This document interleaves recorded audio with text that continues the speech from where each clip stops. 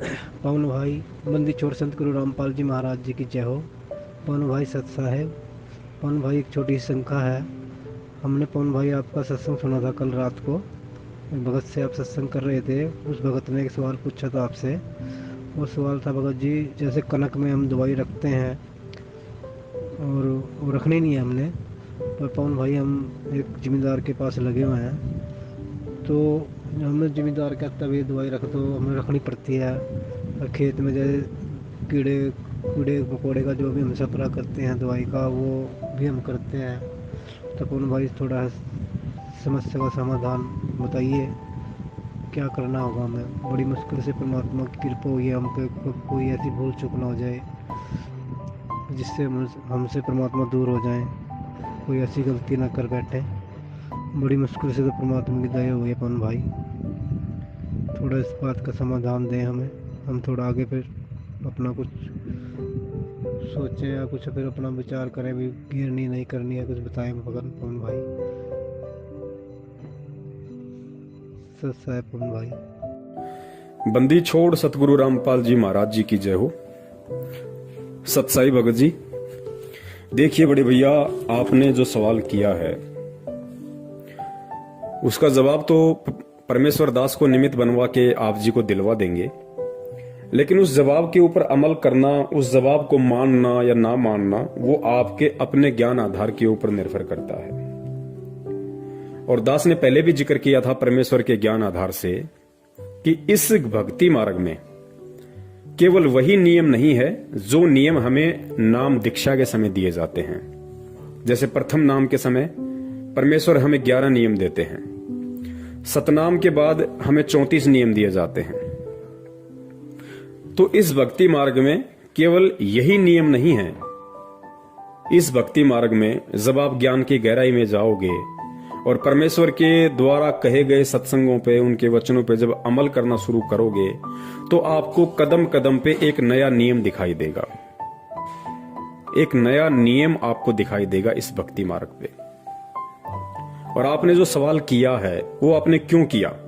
वो आपने इसलिए किया क्योंकि परमेश्वर की सत भक्ति अपनाने के बाद आपकी आत्मा ने आपको चेताया कि भाई अपनी रोजी रोटी के लिए, अपने स्वार्थ के लिए आप किसी की हत्या नहीं कर सकते, आप जीवों की हत्या नहीं कर सकते, अपने स्वार्थ के लिए।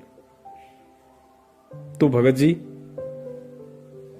इसका जो समाधान है, इसका समाधान यही है कि जिस व्यक्ति को परम पूज्य सतगुरु रामपाल जी महाराज जी का ज्ञान हो जाएगा और जो उनके तत्व ज्ञान को ध्यान से सुनता है, गहराई से सुनता है, तो उस तत्व ज्ञान में परमेश्वर ने बताया कि एक भगत को अपने गुरुदेव से क्या मांगना चाहिए। सबसे पहले तो भगत को अपने गुरुदेव से यही मांगना चाहिए कि भक्ति दान मोहे दीजियो देवन के देवा हो।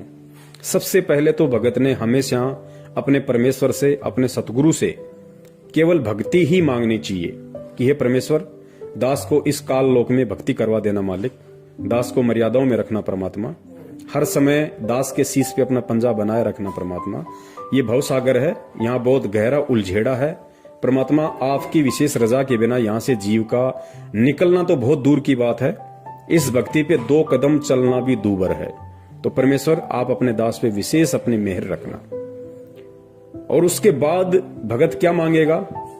उसके बाद परमात्मा ने कहा कि भगत को अपने जीवन उपार्जन के लिए, अपनी रोजी रोटी के लिए केवल परमात्मा से यही प्रार्थना करनी चाहिए कि साईं इतना दीजियो जामे कुटुंब समावे, हम भी भूखे ना रहें अतिथि न भूख हो जावे।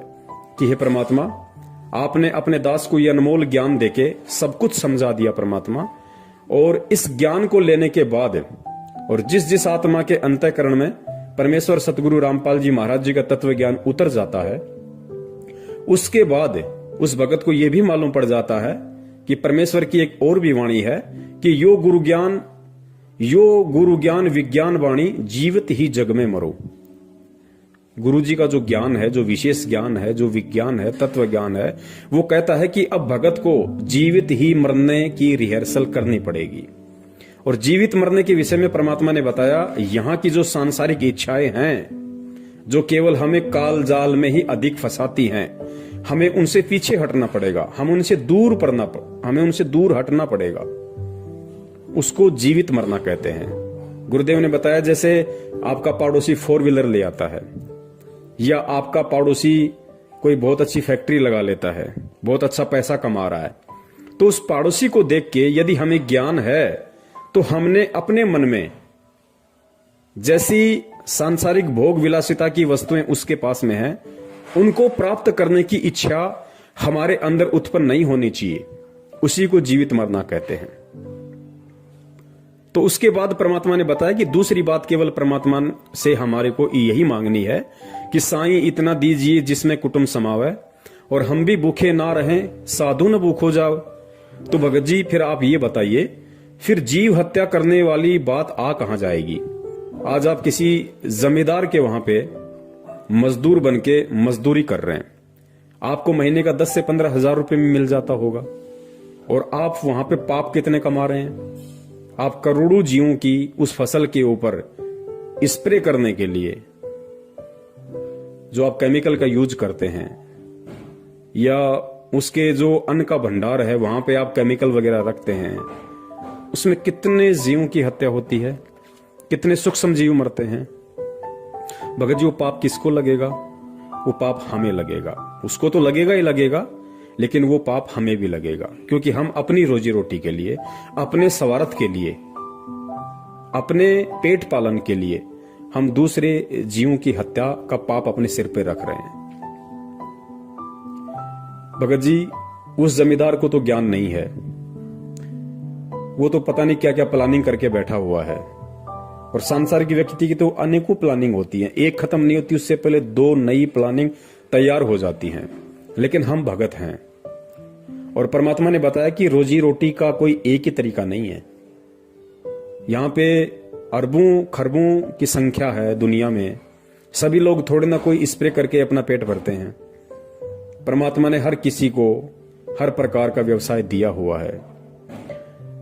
अब मान लीजिए भगत अगर पहले कोई कसाई का काम करता था, तो नाम लेने के बाद वो कसाई का काम थोड़ी करेगा, उसको उस काम को चेंज करना होगा भाई, परमात्मा से प्रार्थना करके आगे बढ़ना होगा। और भक्ति के लिए जो व्यक्ति गलत रास्ते को छोड़ता है, उसके लिए परमात्मा 10 नए रास्ते खोल देता है। तो भगत जी अब हमने जब परमेश्वर का ज्ञान हो गया, तो उसके बाद में ये जो कर्म है, जो अपनी रोजी रोटी के लिए, अपने पेट पालन के लिए जो फसल के ऊपर स्प्रे किया जाता है, ताकि कोई भी कीड़े, कोई भी जीव जंतु फसल को हानि ना करें, नुकसान ना करें, वो भगत जी पाप की श्रेणी में आता है। और देखिए परमात्मा ने इस भक्ति मार्ग में बताया कि जानबूझ की इच्छा कर मारे नहीं, और बिन इच्छा मर जाए, कहे कबीर तास का पाप नहीं लगाए। गुरुदेव ने बताया कि इस भक्ति मार्ग में आने के बाद कोई भी भगत जानबूझ के किसी को भी ना तो परेशान करेगा, ना उसकी हत्या करेगा। और अनजाने में यदि भगत से किसी की हत्या हो जाती है, तो उसका दोष भगत के ऊपर नहीं लगता। हालांकि गीता जी का ज्ञान बहुत ही अटल है, और गीता जी के ज्ञान में कहा गया है कि जीव जैसा कर्म करता है वैसा उसको उसका भोग भोगना पड़ता है। लेकिन परमेश्वर की भक्ति में आने के बाद थोड़ी सी परमात्मा हमें राहत दे देते हैं, क्योंकि हम भगत बन गए, परमेश्वर की सत भक्ति कर रहे हैं, सत मंत्रों का हम जाप कर रहे हैं। तो उसमें होता क्या है, गीता जी का जो विधान है वो सबके ऊपर समान रूप से लागू है। गीता जी में जो कह दिया वो परमेश्वर का ज्ञान है। परमेश्वर का ज्ञान चाहे जगत हो चाहे भगत हो, सबके ऊपर समान रूप से लागू है। अब गीता जी में कहा गया है कि जो जैसा करेगा वैसा अपना भोगेगा, वैसा ही अच्छा करेगा तो उसको अच्छा मिलेगा, बुरा करेगा तो उसको बुरा मिलेगा। भगत के ऊपर भी यही लागू है। लेकिन भगत को परमात्मा ने ऐड दे दी, राहत दे दी, भगत को परमात्मा ने समाधान दे दिया, पर भगत को परमात्मा ने सच्चा नाम दे दिया। अब जैसे हम सारा दिन अपनी रोजी रोटी के लिए भटकते हैं, और परमेश्वर कहते हैं कि पृथ्वी ऊपर पग जो धारा करोड़ जीव एक दिन में मारे, कि एक व्यक्ति जब अपने घर से रोजी रोटी के लिए निकलता है तो 1 करोड़ जीवों की हत्या करके शाम को वापस लौटता है, सूक्ष्म जीवों की। अब वो कर्म जगत वालों पे लागू है, और वो कर्म हम भक्तों पर भी लागू है। लेकिन परमात्मा ने उसके निवारण के लिए हमारे को ये राहत दे दी 2 प्रकार की। पहली रात तो ये कि रोजी रोटी के लिए जब हम कहीं जा रहे थे तो उन जीवों की हत्या करना हमारा मकसद नहीं था, तो वो अनजाने में हुए पाप है। इसलिए परमात्मा उन अनजाने में हुए पाप कर्मों की, हत्याओं की हमें समयाचना देता है। और उसके बाद भी यदि हमें किसी प्रकार का कोई दोष रहता है तो फिर परमात्मा ने हमारे को वो साबुन दे रखा है, पाप कर्म रूपी जो कपड़ा है उसको साफ करने के लिए फिर परमात्मा ने हमारे को सच्चा नाम दे रखा है। उस सच्चे नाम के सुमरण से फिर वो पाप कर्म धुल जाते हैं। लेकिन जगत वालों के ऊपर ऐसा कुछ नहीं है, उनको तो भोगना ही पड़ेगा, क्योंकि ना तो वो परमात्मा के शरण में है ताकि परमात्मा उसको ये राहत दे सके कि भाई अगर अनजाने में तेरे से कोई गलती हो गई तो उसको मैं क्षमा करूंगा, क्योंकि जगत वाले परमात्मा के शरण में नहीं है, इसलिए उनको ये राहत भी नहीं है। और ऊपर से उनके पास कोई सतनाम भी नहीं है, सच्चा नाम भी नहीं है, परमात्मा के शरण भी नहीं है, तो जगत वाले तो हर तरीके से पाप में ही गल रहे हैं। लेकिन हम भक्तों को परमात्मा ने अनजाने में हुए या धोखे से यदि हमारे साथ किसी ने कोई छलबल किया है तो उसका पाप कर्म हमारे ऊपर नहीं लगता है, ये परमेश्वर ने हमें राहत दे दी।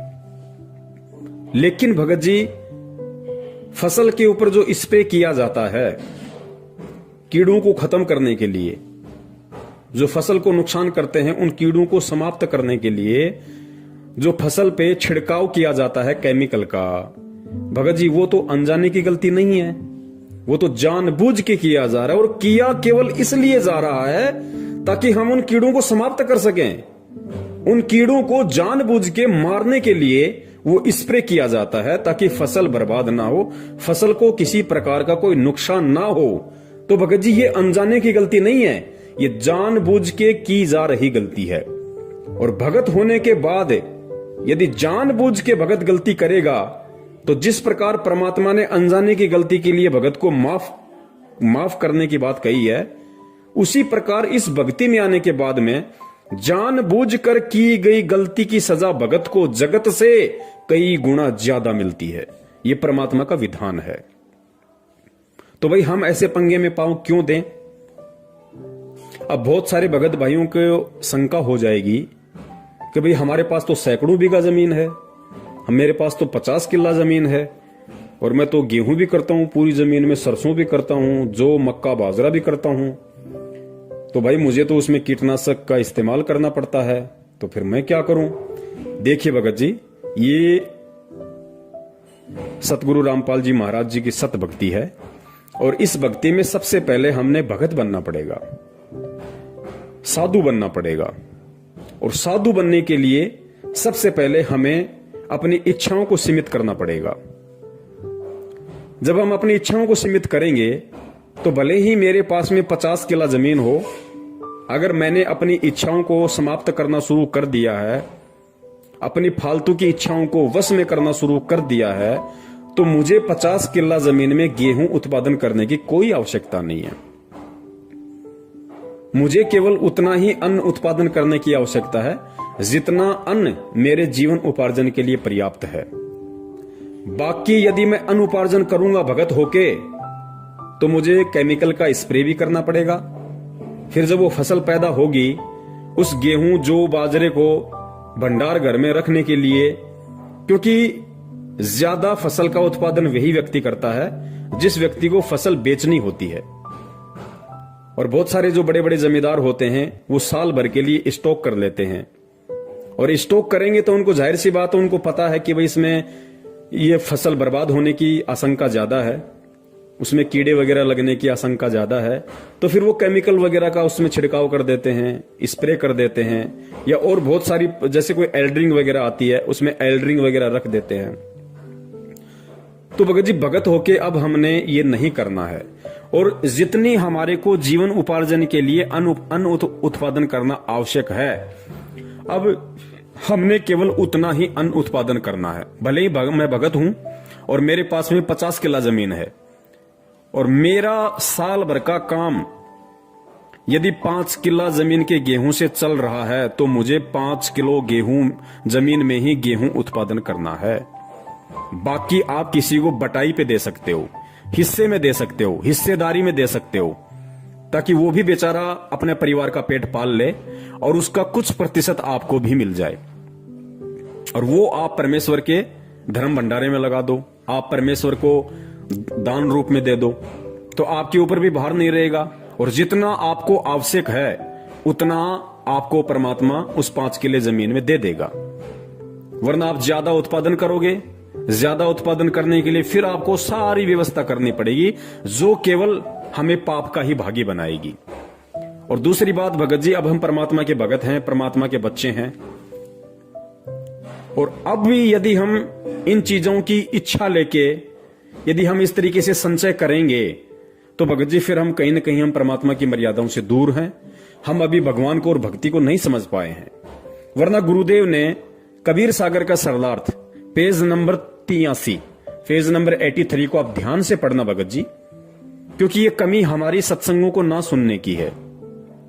पेज नंबर 83 पे काल ने परमात्मा को कहा था, काल ने कहा कि उस समय से पहले, यानी जब परमेश्वर ने काल को कहा कि भाई तू कितनी ही जोर लगा लेना, तू कितनी ही ताकत लगा लेना, कलयुग की बिजली पीढ़ी में मैं जाऊंगा, अपने बच्चों को सतज्ञान दूंगा, सत भक्ति दूंगा और उनको समझा बुझाकर अपने निज लोक सतलोक लेकर जाऊंगा।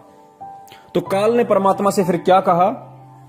काल ने कहा कि उस समय से पहले मैं पूरी पृथ्वी के ऊपर शास्त्र विधि त्याग कर मनमाना आचरण करवाकर शास्त्र विरुद्ध ज्ञान बताकर झूठे नाम तथा गलत साधना से अभ्यस्त कर दूंगा।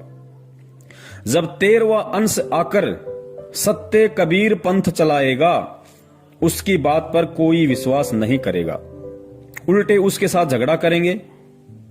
कबीर जी को पता था कि जब कलयुग के 5505 वर्ष पूरे होंगे सन 1997 में, तब शिक्षा की क्रांति लाई जाएगी, सर्व मानव अक्षर ज्ञान युक्त किया जाएगा। उस समय मेरा दास सर्व धार्मिक ग्रंथों को ठीक से समझकर मानव समाज के रूबरू करेगा।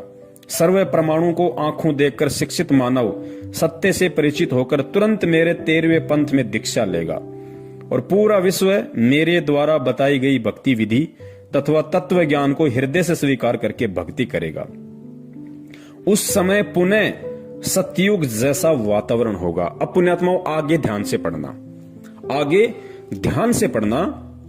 परमेश्वर ने कहा कि जब 13वें पंथ में मेरे से कोई भी आत्मा नाम दीक्षित होगी, अर्थात जब से परमात्मा सन 1994 से नाम दीक्षा दे रहे हैं, जब से 13वां पंथ चला है सन 1994 से, उसके बाद सतगुरु रामपाल जी महाराज जी से जो भी भगत भाई बहन नाम दीक्षित होंगे और 13वें पंथ में आ जाएंगे, उनकी शरण ग्रहण कर लेंगे, उसके बाद उस भगत के लिए परमात्मा ने क्या बताया कि वो कैसे भगत होंगे, कैसा उनका रहन सहन होगा। देखिए ध्यान से पढ़िए। आपसी राग द्वेष, चोरी जारी, लूट ठगी कोई नहीं करेगा। परमात्मा कहते हैं कि 13वें पंथ में आने के बाद, अर्थात सतगुरु रामपाल जी महाराज जी से नाम दीक्षा लेने के बाद क्या होगा? कोई भी भगत आपसी राग द्वेष नहीं करेगा, चोरी जारी नहीं करेगा, लूट ठगी कोई नहीं करेगा, कोई धन संग्रह नहीं करेगा। पुण्यात्मा ध्यान से पढ़ना एक एक शब्द को। कोई भी धन संग्रह नहीं करेगा, भक्ति को अधिक महत्व दिया जाएगा। जैसे उस समय उस व्यक्ति को महान माना जा रहा होगा, कौन से समय? सन 1994 से पहले या सन 1994 के बाद जो व्यक्ति सतगुरु की शरण से दूर होगा, उन व्यक्तियों के विषय में कहा जा रहा है, उनको क्या माना जाएगा? जैसे उस समय उस व्यक्ति को महान माना जा रहा होगा जिसके पास अधिक धन होगा, बड़ा व्यवसाय होगा, बड़ी बड़ी कोठियां बना रखी होंगी। परंतु 13वें पंथ के प्रारंभ होने के पश्चात, अर्थात सन 1994 में सतगुरु रामपाल जी महाराज जी से नाम दीक्षा लेने के बाद, परंतु 13वें पंथ के प्रारंभ होने के पश्चात उन व्यक्तियों को मूर्ख माना जाएगा। पुण्यात्माओं ध्यान से सुनना इस बात को कि सन 1994 के बाद, अर्थात सतगुरु रामपाल जी महाराज जी से नाम दीक्षा लेने के बाद, उनके इस सत कबीर पंथ से में दीक्षित होने के बाद, इस सत कबीर पंथ रूपी यूनिवर्सिटी में एडमिशन लेने के बाद किस व्यक्ति को, किस भगत को मूर्ख माना जाएगा? परंतु 13वें पंथ के प्रारंभ होने के पश्चात उन व्यक्तियों को मूर्ख माना जाएगा और जो भक्ति करेंगे गुरुजी क्या कह रहे हैं कि 13वें पंथ के प्रारंभ होने के बाद उन सभी व्यक्तियों को मूर्ख माना जाएगा जो व्यक्ति आज जैसे हम समाज में देख रहे हैं कि बहुत बड़ा पैसे वाला है, जिसके पास बड़ी बड़ी कोठी हैं, कारें हैं, बहुत बड़ा जमींदार है, पैसे वाला है, आज उनको महान माना जाता है। अज्ञानता के चलते उनका सम्मान किया जाता है। तो परमात्मा यह कह रहे हैं कि 13वें पंथ से पहले तो इन व्यक्तियों को महान माना जाएगा, परंतु 13वें पंथ के प्रारंभ होने के पश्चात उन व्यक्तियों को मूर्ख माना जाएगा। पुण्यात्माओं, परमेश्वर ने स्पष्ट कर दिया कि 13वें पंथ के प्रारंभ होने के बाद में जब भगत को ज्ञान हो जाएगा तो उन व्यक्तियों को मूर्ख माना जाएगा, और जो भक्ति करेंगे सामान्य मकान बनाकर रहेंगे, उनको महान, बड़े और सम्मानित व्यक्ति माना जाएगा। अर्थात आने वाले समय में केवल उसी भगत को आदर सम्मान की दृष्टि से देखा जाएगा और वही व्यक्ति महान माना जाएगा, बड़ा माना जाएगा, जो व्यक्ति सामान्य मकान बनाकर रहेगा, सामान्य तरीके से अपनी रोजी रोटी के लिए अपना काम धंधा करेगा, ना कोई बड़ी कोठी बनाएगा, ना कोई बड़े बड़े 4 व्हीलर गाड़ियां लेके आएगा दिखावे के लिए। आवश्यकता अनुसार तो कुछ भी हो, लेकिन दिखावे के लिए आवश्यकता से अधिक यदि संग्रह करेगा, गुरुदेव कहते हैं उसको मूर्ख माना जाएगा। और जो भगत साधारण तरीके से चलेगा, सामान्य मकान बना के रहेगा, उसको महान, बड़ा और सम्मानित व्यक्ति माना जाएगा। तो पुण्यात्माओं, अब आप बता दीजिए, क्योंकि ज्यादा अनाज वही व्यक्ति, वही भगत पैदा करेगा जो उसको मार्केट में बेचना चाहेगा, और मार्केट में वो भगत उसको उसी समय बेचेगा जब उसका दाम मार्केट में बढ़ जाएगा।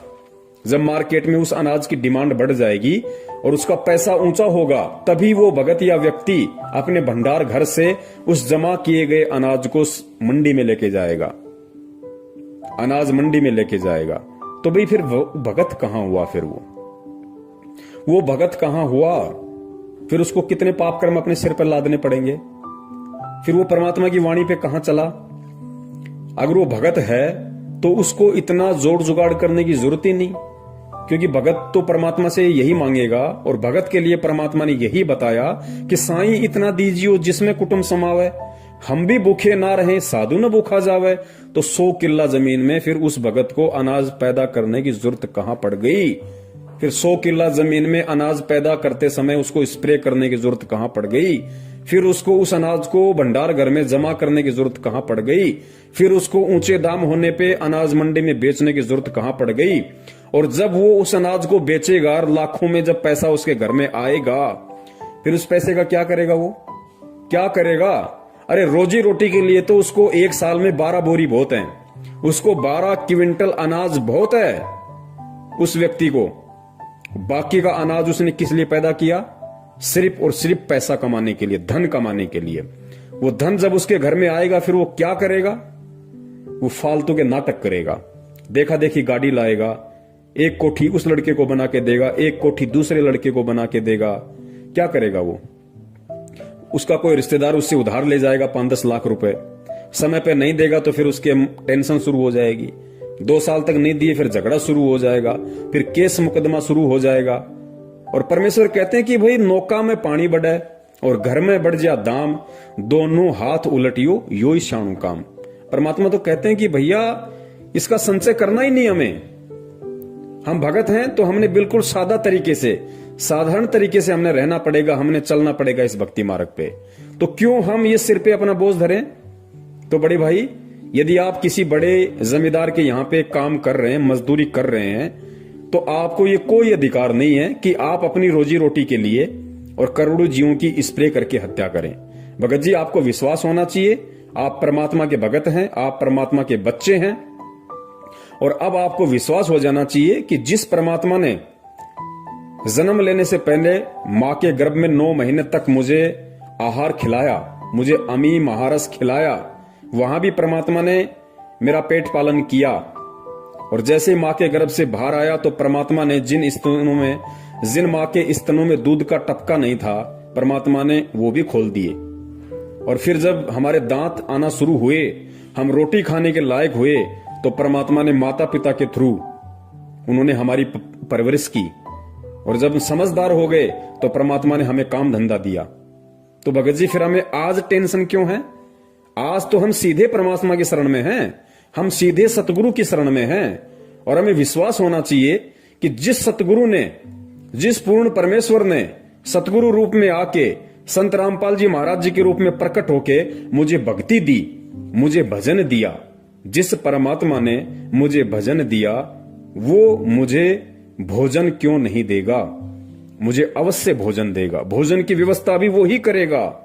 लेकिन उसके लिए अब हमने भगत जी इस तरह के उल्टे काम धंधे नहीं करने हैं, या ऐसा कोई भी काम नहीं करना जिसमें परमात्मा की मर्यादाओं का हनन होता हो, परमात्मा का विधान टूटता हो।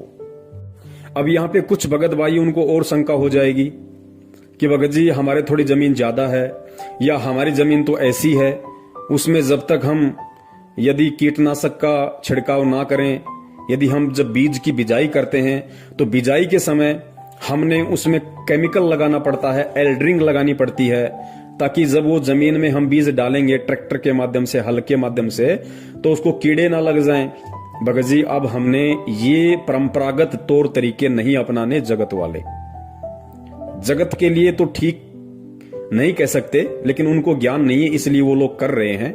लेकिन हम भगत हैं, अब हमने भगत जी बीज बिजाई के समय हमने किसी भी प्रकार के केमिकल का इस्तेमाल नहीं करना है, ये सोच के कि इससे फसल में कीड़ा नहीं लगेगा।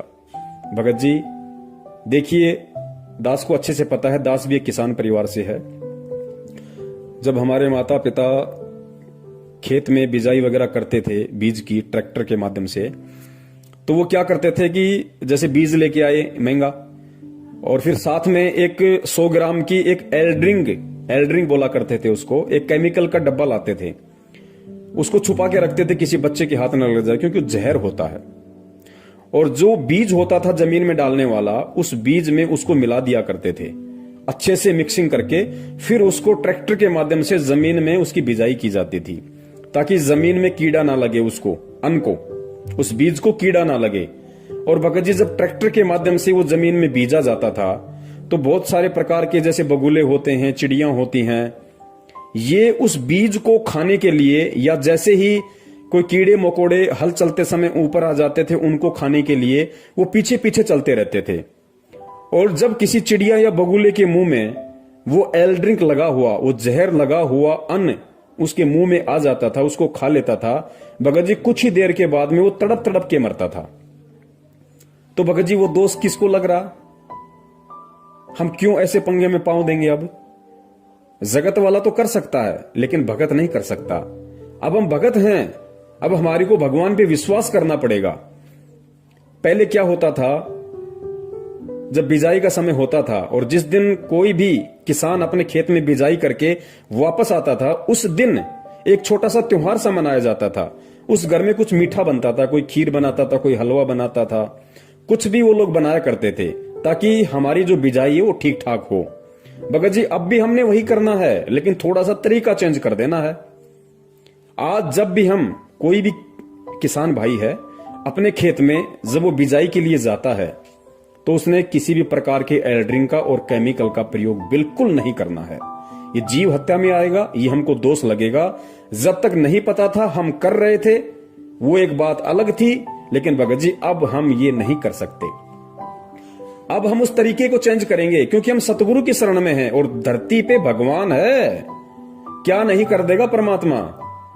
जब उस परमात्मा ने धना भगत के, और इतना बता दिया परमात्मा ने कि धना भगत ने एक दिखावे के लिए और कंकर पत्थर इकट्ठे करके और खेत में बीज दिए, और परमात्मा ने उस कंकर पत्थर से तुम्बे खड़े कर दिए, और तुम्बों के अंदर, जो कि अविश्वसनीय, कोई नहीं कर सकता, दुनिया की कोई साइंस नहीं कर सकती, परमात्मा ने उन तुम्बों के अंदर ज्वार पैदा कर दी, अन्न पैदा कर दिया।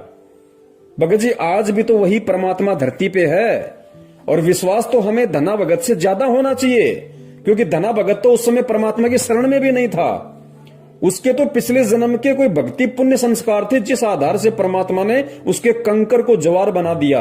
और आज हम तो डायरेक्ट सतगुरु की शरण में हैं, उस भगवान की शरण में हैं। आज क्या वो परमात्मा बिना केमिकल के हमारी फसल को नहीं उपजा देगा? लेकिन भगत जी हमें विश्वास नहीं है। अब जो मेरे किसान भाई हैं, जो भगत भाई हैं, जो किसान है, अब वो तरीका चेंज कर दें और भगवान पे विश्वास करना शुरू करें। फिर कब करेंगे भाई? आप जब भी अपने खेत में बिजाई के लिए जाओ, भगत जी, अपने घर पे आपने जो दरबार बना रखा है परमात्मा का, भगत जी उस बीज को वहां रखो, मालिक के वहां दरबार पे, परमात्मा के चरणों में रखो उस बीज को नीचे दरबार के, और परमेश्वर से अरदास करो कि हे परमपिता परमेश्वर, आपका दास आपके ज्ञान आधार पे चलते हुए, परमात्मा मैं जीव हूं, मैं नादान हूं, हालांकि मुझे इतना विश्वास नहीं है क्योंकि वर्षों से मैं इसी विधि से ये जहर लगा लगा के जमीन में बीज डाल रहा हूं, लेकिन परमात्मा अब मुझे आपके विधान का पता चल रहा है और मैं आप पे विश्वास करते हुए मेरे परमपिता परमात्मा, अब आपका दास खेत में बिजाई के लिए जा रहा है और परमात्मा आपका दास आपके चरण कमलों में ज्योति हवन का संकल्प करता है।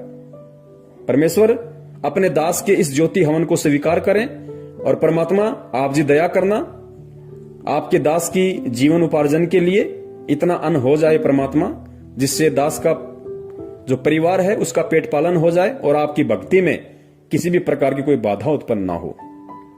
और परमात्मा मैं अब उन परंपरागत तौर तरीकों को, उन दुनिया वालों की देखा देखी अब मैं जीव हत्या नहीं कर सकता। मैं अच्छी फसल की पैदावार के लिए या इस बीज में किसी प्रकार का कोई कीड़ा ना लगे उसके लिए परमात्मा मैं अब बिल्कुल भी केमिकल का इस्तेमाल नहीं करूंगा। मैं बिल्कुल भी जीव हत्या का जो पाप लगता है मैं उसका दोषी नहीं बनना चाहता। परमात्मा दास की ज्योति को स्वीकार करें और परमात्मा जैसी आपकी इच्छा होगी, आपका दास आपके भरोसे परमात्मा बीज बिजाई के लिए जा रहा है। पुण्यात्मा आप विश्वास तो करके देखो परमात्मा पे, धरती पे भगवान है और आप तो भगवान की शरण में हो डायरेक्ट। परमात्मा क्या से क्या नहीं कर देगा। जब बिना परमात्मा की शरण के धना भगत के कंकर को परमात्मा ने तुम्बा बना के ज्वार पैदा कर दी, तो क्या तुम्हारे खेत में परमात्मा कुछ नहीं कर देगा? लेकिन हमें धना भगत के उतना विश्वास नहीं है। और परमात्मा कहते हैं, कहे कबीर सुनो बे साधो, मैं तो हूं विश्वास में। तो पुण्यात्माओं हमने विश्वास करना पड़ेगा। भगवान धरती पे है, हमने ये अपनी अंतरात्मा से, अपने हृदय से इस बात को स्वीकार करना पड़ेगा कि फिर परमात्मा क्या से क्या नहीं कर सकता। परमात्मा कुछ भी कर देगा क्योंकि वो कुछ भी करने में समर्थ है। पुण्यात्माओं ये परिवार हमारा नहीं है। इस परिवार के पेट पालन की चिंता हमें नहीं होनी चाहिए कि फसल नहीं होगी तो क्या होगा, कहां से लाऊंगा, कैसे खिलाऊंगा। पुण्यात्मा गुरुदेव ने बताया कि तुम एक मजदूर बनके इन बच्चों की देखभाल करो, सेवा करो। ये बच्चे मेरे हैं, ये मेरी आत्माएं हैं, ये तेरा बेटा बेटी नहीं है, ये मेरा बेटा बेटी और तू भी मेरा बेटा है। तू केवल मजदूरी कर एक सेवा के तौर पे, बाकी काम मेरा है। अरे जो परमात्मा तीनों लोकों में प्रवेश करके सभी जीव आत्माओं का धारण पोषण कर रहा है, पुण्यात्माओं जब हम उसकी डायरेक्ट शरण में हैं तो क्या हमारी नहीं करेगा? परमात्मा कहते हैं, पो पाटी पगड़ा भया और जागी जिया जून और सब काहू को देत है वो चौथ समाना चून। अरे हम तो इतनी मेहनत करके, इतनी हत्या का दोष अपने सिर पे रख के हम लोग खेत में बिजाई करने जाते हैं, इतनी मेहनत करते हैं, इतना सब कुछ करते हैं, देखभाल करते हैं, और खाते क्या है? 2 रोटी सुबह 2 रोटी शाम को। और वो हाथी, पुण्यात्मा विचार करो वो क्या करता है? उसने कब खेत में फसल बोई? और जितना एक आदमी 1 महीने में नहीं खाता होगा उतना तो हाथी 1 दिन में खा जाता है। उसका भी तो परमात्मा पेट भर रहा है रोजाना। तो भाई हमें विश्वास करना पड़ेगा भगवान पे, फिर देखना परमात्मा का खेल। और फिर जो भगत होगा वो केवल इतना ही अन्न उत्पादन करेगा जितना उसके परिवार की, उसके कुटुंब की आवश्यकता होगी, और आवश्यकता के अनुसार करेगा तो उसको भंडार करने की जरूरत ही नहीं। वो सीधा सीधा अपने घर में 8-10 बोरी जो भी होंगी अपना रोजी रोटी के लिए अपना वो रख लेगा और बाकी को अपना मार्केट में सेल कर देगा, नमक लूण मिर्ची के लिए या अन्य छोटी मोटी आवश्यकता की जो वस्तुएं हैं उसके लिए। यदि उसको अन्न कुछ बचता है तो उसके लिए वो अनाज मंडी में उसको सेल कर देगा, और साल भर का उसको जितना चाहिए उतना वो अपने घर पे रख लेगा। तो साल भर में अनाज का कुछ खराब होता नहीं है, तो हम उस पाप से भी बच गए।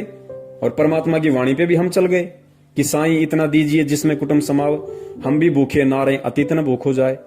तो ये तो था हमारे किसान भाइयों के लिए। और बाकी मेरे जैसे जो भाई बहन है, जो अपना रोज खाते हैं, रोज कमाते हैं, उनको तो किसी प्रकार की दिक्कत ही नहीं है, ना उनको जमा करना, क्योंकि आटे का 5 या 10 किलो का एक कट्टा आता है, अपना ले आओ, 5 दिन में खत्म, फिर दूसरा ले आओ। तो हमें तो किसी प्रकार की दिक्कत ही नहीं है। तो किसान भाइयों को इस तरीके से इस भक्ति मार्ग पे अब परमेश्वर पे विश्वास करके और दुनिया वालों की देखा देखी फालतू की चीजों की इच्छा के लिए, या वैसे भी नादानी में जैसे दुनिया पहले जो सारे ये कर्म कर रही थी, एल्ड्रिंग लगा के, केमिकल लगा के बीज की बिजाई करना, फिर फसल के ऊपर स्प्रे करना। पुण्यात्माओं, अब हमने धना भगत जी से ये सीख लेते हुए और परमात्मा धरती पे है इस बात को अपने हृदय में समा के और मालिक पे विश्वास करके अब हमने चलना पड़ेगा। फिर परमात्मा हमारे से दूर नहीं है, वो सब देख रहा है, वो सब देख रहा है। और परमात्मा कहते हैं साहिब से सब होता है, बंदे से कुछ नहीं, वो राई से पर्वत कर दे, फिर पर्वत से राई। जो परमात्मा पर्वत से राई और राई से पर्वत, मतलब परमात्मा 1 सेकंड में सब कुछ विध्वंस कर दे और अगले ही पल परमात्मा वैसा का वैसा कर दे, उसको कहते हैं राई से पर्वत और पर्वत से राई करना।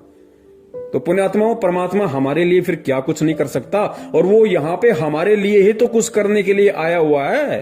और किस लिए आया परमात्मा सतलोक छोड़ के? आप और हमारे लिए आया हुआ है। हमें वो भक्ति देने के लिए आया है, अपना विधान संविधान बताने के लिए आया है, उस संविधान पे हमारे को चलना कैसे है वो बताने के लिए आया है। और जब हम परमात्मा के हिसाब से चलेंगे, परमात्मा के संविधान पे चलेंगे, तो पुण्यात्माओं फिर परमात्मा क्या नहीं कर देगा? परमात्मा कुछ से कुछ भी कर देगा। तो अब हमने इन सब बातों का पुण्यात्माओं विशेष तौर से ध्यान रखना है। और दास केवल उतनी ही बात आप जियों को कहेगा जो बात परमेश्वर के ज्ञान आधार से है, और जिस बात पे दास खुद भी चलता है। दास केवल वही बात अपने वीडियो के माध्यम से भगत समाज को बताता है जो दास भी अमल करता है, वरना दास को भी परमात्मा के विधान का अच्छे से पता है कि करनी तज कथनी कथ है, अज्ञानी दिन रात, कुत्ते जू भोकत फिरे, सुनी सुनाई बात। तो मैं कुत्ते की शरण में आ जाऊंगा अगर मैं संगत को, मेरे भगत भाई बहनों को सलाह देता रहा, उनका समाधान करता रहा, और मैं खुद यदि उन पॉइंट्स पे अमल नहीं करूंगा, तो पुण्यात्मा फिर मैं कुत्ते की शरण में आ जाऊंगा, परमात्मा मुझे कभी माफ नहीं करेगा। इसलिए दास केवल उतनी ही बात बोलता है और वही सलाह अपने भगत भाई बहनों को देता है जो दास उन पे अमल करता है। अन्यथा दास को कोई अधिकार नहीं है किसी को कोई सलाह देने की। तो पुण्यात्माओं, अब हम भगत हैं और परमात्मा धरती पे है, अब हमने इस तरीके से चलना होगा। और भगत जी, ठीक है, आप किसी जमींदार के वहां पे काम कर रहे हैं, आप उसका ये सीजन तो निकालो, बीच में छोड़ोगे वो भी ठीक नहीं है, किसी को धोखा देना भी गलत है। लेकिन आप जब तक वहां पे काम कर रहे हो और आपके सामने ऐसी नौबत है, तो भगत जी ये सीजन तो आपने उसका निकालना पड़ेगा। और परमात्मा से आप जी प्रार्थना कर करके जब भी आप अपना वो करो, स्प्रे वगैरह कुछ भी आपको करना पड़े, तो अपना जो भी परमेश्वर का आपको नाम मिला हुआ है, आप परमेश्वर के नाम के साथ में और मंगलाचरण के साथ में आप जी ने परमात्मा से प्रार्थना करते हुए, समय याचना करते हुए आपने अपना वो कर्म करना है कि परमात्मा जैसे तैसे करके इसका ये सीजन निकल जाए, उसके बाद ये अपने मैं अपने, और परमेश्वर मैं रोड पे ठेला लगा के अपना जीवन उपार्जन कर लूंगा, लेकिन इस पाप में पांव दोबारा नहीं दूंगा। तो भाई इस तरीके से हमने बचना पड़ेगा भगत जी, क्योंकि ये सब कुछ काल के दाव हैं। देखो, ऐसे उपाय वो व्यक्ति करता है जो भक्तिहीन है, जिसके पास में भक्ति नहीं है, जिसको भगवान पे विश्वास नहीं है, या जिसको बहुत सारी इच्छाएं जिसके अंदर हैं। तो भगत जी वो व्यक्ति इस तरह के काम किया करता है। और काल यही चाहता है, क्योंकि अभी परमात्मा ने पढ़वाया ना, काल ने कहा था कि उस समय तक तो मैं इन जीवों को भक्ति से इतना दूर कर दूंगा, भगवान से इतना दूर कर दूंगा कि जब 13वें पंथ में तेरा दास जाएगा तो कोई उसकी बात को स्वीकार भी नहीं करेगा। लेकिन भगत जी अब हमने, चूंकि हम अगर भगत बने हैं, तो भगत जी हमने भगत बन के दिखाना पड़ेगा। हमने भगत के गुण, भगत के लक्षण अपने ऊपर धारण करके दिखाने पड़ेंगे। हमने काल को नीचा और सतगुरु का मस्तिष्क इस ज्ञान आधार से ऊंचा करके दिखाना पड़ेगा कि हम संत रामपाल जी महाराज जी के सच्चे भगत हैं, हम उनके सच्चे शिष्य हैं, ताकि काल को भी शर्म आ जाए कि वास्तव में जो परमेश्वर ने कहा था मेरे से, वो परमात्मा ने मेरी लाख कोशिशों के बावजूद भी कर दिखाया। तो ये खाली एक किसान वाला क्षेत्र नहीं, जिस भी क्षेत्र में या जिस भी व्यवसाय में जो भी भगत भाई बहन हैं, और यदि उन व्यवसाय में उस व्यवसाय के अकॉर्डिंग यदि ऐसी कोई प्रॉब्लम है, ऐसी कोई दिक्कत है, ऐसी कोई बाधा है जो परमात्मा के विधान के खिलाफ है, परमात्मा की जहां मर्यादाओं का हनन होता है, तो उन भगत भाई बहनों ने भी परमात्मा के ज्ञान आधार से इसी प्रकार उनका समाधान करना पड़ेगा। और हर स्थिति में अंततः उन बातों से दूर हटके और परमात्मा को प्रसन्न करना पड़ेगा, और ये दिखाना पड़ेगा परमेश्वर को कि परमेश्वर आपने हमें जो शिक्षा दी, आपने हमें जो भक्ति दी, और आप हमें जैसा बनाना चाह रहे हैं परमात्मा, हम भी उसके अकॉर्डिंग बनने की पूरी कोशिश कर रहे हैं। तो गुरुदेव कहते हैं जब इंसान खड़ा होकर चलने लगता है तो परमात्मा पीछे से धक्का मार देता है, और जो मेरे जैसा नालायक घुटने टेक के बैठ गया उसको परमात्मा क्या जबरदस्ती खड़ा करेगा। तो भाई अगर हम भगत बने हैं तो हमने फिर भगत पूरा ही बनना है, कच्चा भगत नहीं बनना, फिर आधा अधूरा भगत नहीं बनना, परमात्मा को दुखी नहीं करना। क्योंकि हमारे राजस्थान में कहावत है कि भाई जब ओखली में सिर दे दिया तो फिर मूसल से क्या डरना। अरे जब ओखली में मुंह दे दिया फिर मूसल से क्या डरना। जब परमात्मा की भक्ति अपना ली, भगत बनने की जो प्रोसीजर है वो हमने शुरू कर दी, तो भाई भगत ही बन के दिखाना फिर, ताकि दुनिया भी याद रखे और दुनिया भी सोचने पे मजबूर हो जाए कि भाई अगर भगत हो तो संत रामपाल जी महाराज के जैसे हों। बंदी छोड़ सतगुरु रामपाल जी महाराज की जय हो। सत साहिब।